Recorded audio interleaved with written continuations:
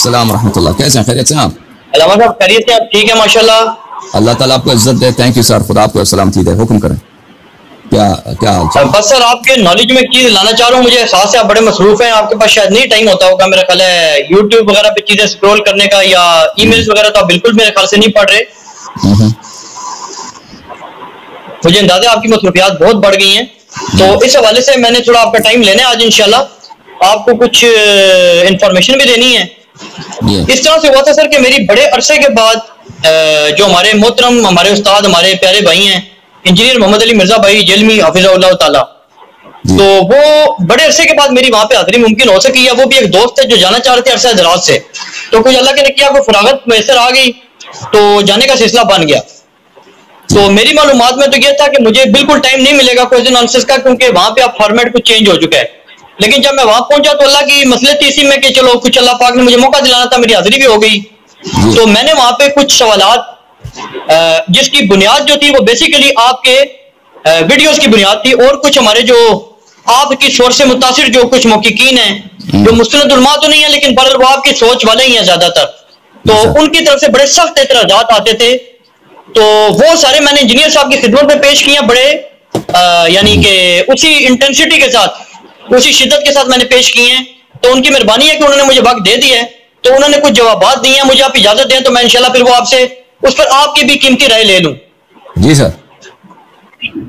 पहला सर सवाल मैंने इंजीनियर साहब से ये किया, मैंने कहा जी आपके मुखालिफिन की तरफ से जो असल एतराज आ रहा है इल्मी, वो ये आ रहा है कि आप हों यानी इंजीनियर मोहम्मद अली मिर्जा साहब आप हों, या मौलाना मुफ्ती मोहम्मद इसहाक रहमतुल्लाह ताला हों, या मौलाना मौदूदी साहब हों, या अल्लामा जावेद अहमद गामदी साहब हों, या डॉक्टर असरार अहमद साहब हों, यानी इस सोच के जो यानी पढ़े लिखे लोगों में ज्यादा मकबूल जो जितने भी स्कॉलर्स हैं, या अहले हदीस को भी आप शामिल कर लें, तो इन हजरात के बारे में ज्यादा इल्मी जो एतराज जो शिया हजरात कर रहे हैं वो ये कर रहे हैं कि ये लोग तफसीर बिल राय कर रहे हैं। तफसीर बिल राय उन्होंने कहा जी कैसे, मसलन अब ये एग्जैक्ट आप वीडियो काइंडली देख लीजिएगा, मेरे चैनल पे भी पड़ी हुई है और इंजीनियर साहब का एक छोटा चैनल है उस पर भी पड़ी है।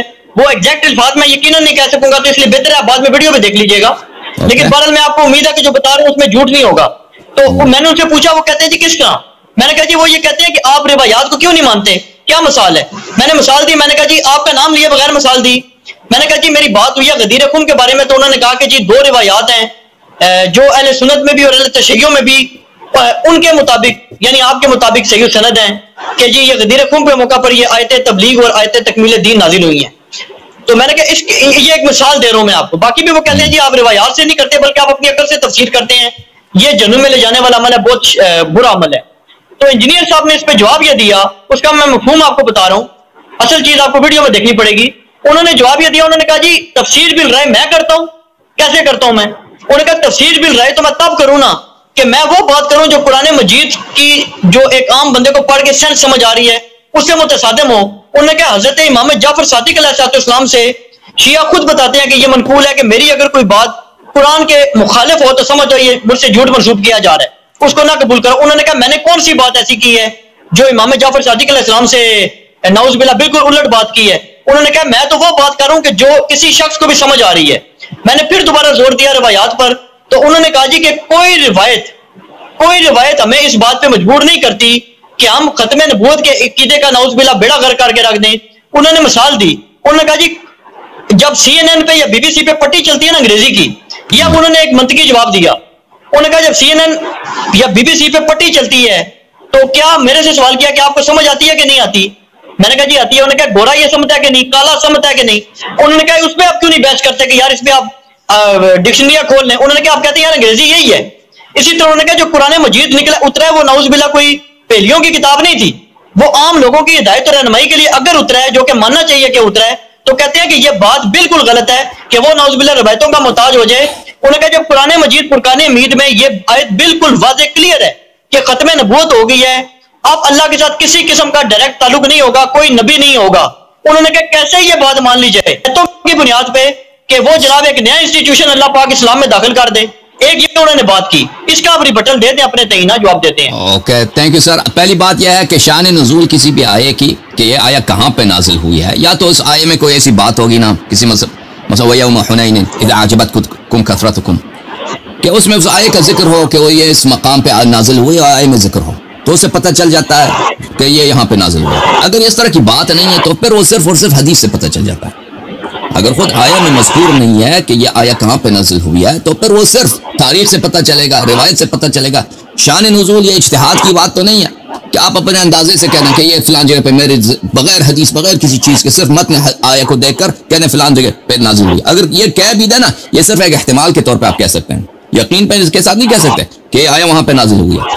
آپ کہہ سکتے ہیں اس کے متن سے مجھے یہ اندازہ ہوتا ہے کہ ہو سکتا ہے یہ مکے میں نازل ہوئی ہے یا ہجرت کے وقت نازل ہوئی یا فلان وقت، لیکن یہ کوئی شخص 100% اس کا ادعا نہیں کر سکتا، اور جو کہتا ہے 100% وہ بیوقوف ہے، کیونکہ اس میں بہت سارے تاریخ میں احتمالات ہو سکتے ہیں۔ آپ کے ذہن میں آ رہا ہے کہ یہاں پہ نازل ہو سکتا ہے، کسی اور موقع پہ نازل ہوا ہے جو آپ کو نہیں پتا، تو اس کا جو ڈیفینیٹلی پتہ چل جاتا ہے شان نزول کہ آیا کہاں پہ نازل ہوئی ہے، وہ ایک ہی طریقہ ہے اس کا، وہ ہے حدیث شریف سے، روایت سے، کہ روایت ہو صحیح طریقے سے کہ یہ آیا اس فلانی شخص کی شان میں یا فلانی مقام پر نازل ہوا ہے۔ اس کا کوئی دوسرا طریقہ کار نہیں ہے۔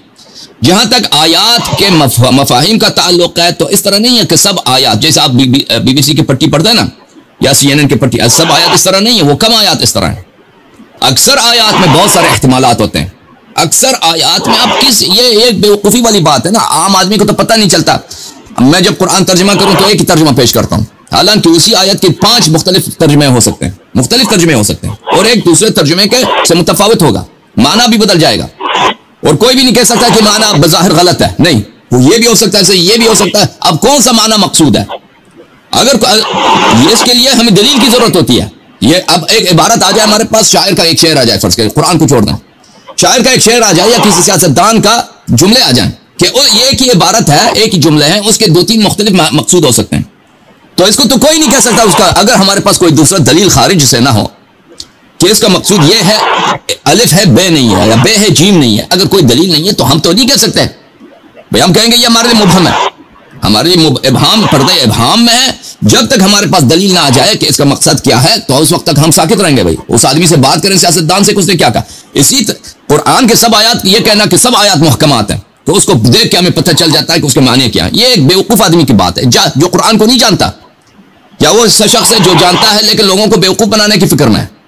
قرآن کے سب آیات، اغلب آیات قرآن مجید کے، آپ تفاسیر اٹھا کے دیکھیں، تفسیر فخر رازی اٹھا کے دیکھیں، تفسیر طبری اٹھا کے دیکھیں، ہر آیت کے ذیل میں مختلف اقوال ہیں، اور یہ اقوال جو ہیں یہ ایسے نہیں تھے کہ الو تھے، یہ لوگ، یہ پاگل لوگ تھے، یہ مفسر تھے، یہ بڑے بڑے صاحب علم تھے اپنے زمانے کے، اور انہوں نے اس طرح تفسیر کی، دوسرے نے اختلاف کیا، دوسری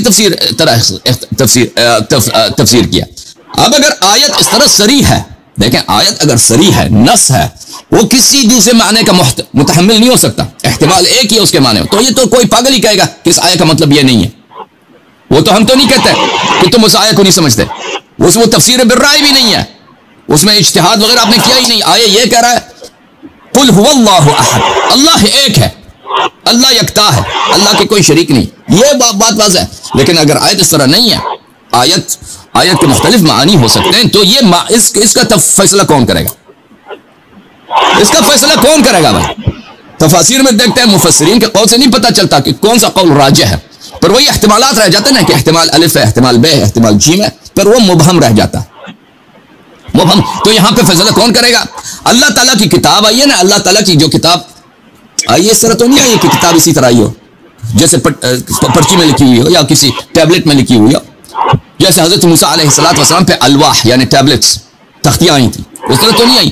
یہ کتاب رسول پاک صلی اللہ علیہ وسلم لے کر آئے، پہلے ان کے سینے اقدس پہ نازل ہوئی ہے، معلم پہلے آیا ہے، معلم پہلے آیا ہے قرآن سے، معلم مقدم ہے قرآن پر، اور وہ جو قرآن آتا رہا اس نے سکھایا ہے، اس نے تفسیر کیا، اس نے علم دیا قرآن کا۔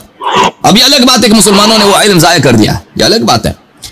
لہٰذا ہمیں وہ آیات قرآن کی کہ اس میں اللہ تعالیٰ اس آیت میں کیا فرماتا ہے، وہ بلا شک بلا ریب، اس کے لیے ایک ایسے وسیلے کی ضرورت ہے کہ وہ وسیلہ بالکل 100% ہمیں بتا دے، بغیر کسی احتمال کے، بغیر اس کا قول حجت ہو کہ وہ بتا دے کہ ہمیں قرآن کا مقصود مفہوم کیا ہے اس آیت کے متعلق۔ رسول پاک صلی اللہ علیہ وسلم وہ اگر بتائے تو فصل خطاب ہے، رسول پاک صلی اللہ علیہ وسلم کی کوئی حدیث ہو کہ اس آیت سے مراد یہ ہے یہ نہیں ہے، تو بقیہ احتمالات ختم ہے۔ اس کے علاوہ وہ کون ہے؟ رسول پاک صلی اللہ علیہ وسلم نے اپنے بعد ایسی ہستیاں چھوڑی ہیں جن کے متعلق انہوں نے کہا کہ یہ قرآن سے کبھی الگ نہیں ہوں گے، قرآن ان سے کبھی الگ نہیں ہوں گے، وہ کبھی آپ کو گمراہ نہیں کریں گے، اور وہ ائمہ اطہار علیہ السلام اہل بیت ابرار علیہ السلام۔ تو پہلی بات یہ ہے کہ قرآن کافی ہے، حسبنا کتاب، ہم پوری قرآن کو سمجھتے ہیں، یہ نہایت بیوقوفانہ بات ہے۔ قرآن سے زیادہ اجنبی انسان کے ذہن سے کوئی کتاب ہے ہی نہیں، کیونکہ قرآن کے اکثر آیات ایسے ہیں کہ اس کے مختلف معانی ہو سکتے ہیں۔ اس کے لیے ہمیں ضرورت ہے وَيُعَلِّمُهُمُ الْكِتَابَ وَالْحِكْمَةَ۔ رسول پاک اس زمانے میں جو عرب تھے نا، انجینئر مرزا صاحب کو عربی کہاں آتی ہے؟ وہ تو ترجمے پڑھ کے فلانے نے کیا کہا، فلانے نے وہ ملا کے وہ اس سے کچھ اندازہ کر لیتے ہیں کہ آیا کا ترجمہ کیا ہے۔ اس زمانے میں تو کسی کو عربی کی ترجمے کی ضرورت نہیں تھی، وہ تو افصح الناس تھے۔ ابھی جو لوگ عربی بولتے ہیں نا عرب ملکوں میں، ان کی عربی بہت غلط ہے، ان کی عربی بہت گھٹیا ہے۔ اب سعودی عرب میں جو عربی بولی جاتی ہے، کویت میں بولی جاتی ہے، یہ عربی ان کے عامیانہ عربی جو بہت گھٹیا عربی ہے۔ رسول پاک صلی اللہ علیہ وسلم کے زمانے میں جو عربی بولی جاتی تھی نا، نہایت اعلیٰ قسم کے، مثلا فرض کریں پشاور میں جو اردو بولی جاتی ہے اور اس کا مقابلہ کریں لکھنؤ میں جو اردو بولی جاتی ہے نا، اس کا بہت زمین آسمان کا فرق ہے۔ لکھنؤ والے کیا اردو بولتے ہیں، پشاور والے بیچارے ادھر اس نے اردو سیکھی ہے، فرض کریں وہ مردان میں سوابی میں کسی نے اردو سے کیا، اس کی اردو بات ہی نہیں ہے اس کا۔ تو رسول پاک صلی اللہ علیہ وسلم کے زمانے کے لوگ عرب سب فصیح تھے، اور ان کو ایک ہی بات پہ فخر تھا، فصاحت پہ، کہ ان کی زبان اچھی ہے۔ اور دوسرے قوموں کو وہ عجم بولتے تھے۔ عجم کس کو بولتے ہیں؟ حیوان کو بولتے ہیں۔ عجم یعنی وہ جس کو جو بات صحیح طرح سے نہیں کر سکتا۔ آپ کے جو رومی ہوئے، مصری ہوئے، ایرانی ہوئے، فارسی ہوئے، دوسرے قوموں کو عرب ان کو عجم بولتے ہیں، ان کو بولنا نہیں آتا، اپنے آپ کو عرب بولتے۔ عرب یعنی ان کو اچھی طرح سے بات کرنا آتا، ان کی زبان ہے بھی بہت پیاری، زبان ہے بھی دنیا میں بے نظیر بے مثال۔ تو اس زمانے کے لوگوں کے لیے وَيُعَلِّمُهُمُ الْكِتَابَ وَالْحِكْمَةَ، اگر ان کو معلم کی ضرورت ہے، اور معلم کون ہے؟ رسول پاک صلی اللہ علیہ وسلم۔ تو ابھی یہ کہتے ہیں کہ ہمیں حاجت نہیں ہے، ہمیں حاجت نہیں ہے، یہ ایسی بات ہے عوام کو بیوقوف بنانے والی بات کہ قرآن تو ایسی کتاب ہے یہ سب سمجھ سکتے ہیں، اس کے لیے کسی حدیث کی ضرورت نہیں ہے۔ یہ جو ہے نا، یہ کوئی ان پڑھ آدمی، بیوقوف آدمی جو قرآن کو نہیں جانتا ہو، جو قرآن کی نزول کی تاریخ کو نہیں جانتا ہو، جو تفسیر سے آگاہی نہیں رکھتا، اس کو دھوکہ دے سکتے ہیں، لیکن اس حقیقت سے اس کی کوئی تعلق ہی نہیں ہے۔ اس کے علاوہ انہوں نے جو ختم نبوت والی بات کیا نا، ختم نبوت والی بات، بھائی کس نے؟ دیکھیں اسلام کی تاریخ لمبی ہے، بڑے بڑے علماء گزرے ہیں، بہت اونچے درجے کے علماء گزرے ہیں، فخر رازی گزرا ہے، ابو حامد غزالی گزرا ہے، امام الحرمین جوینی گزرے ہیں،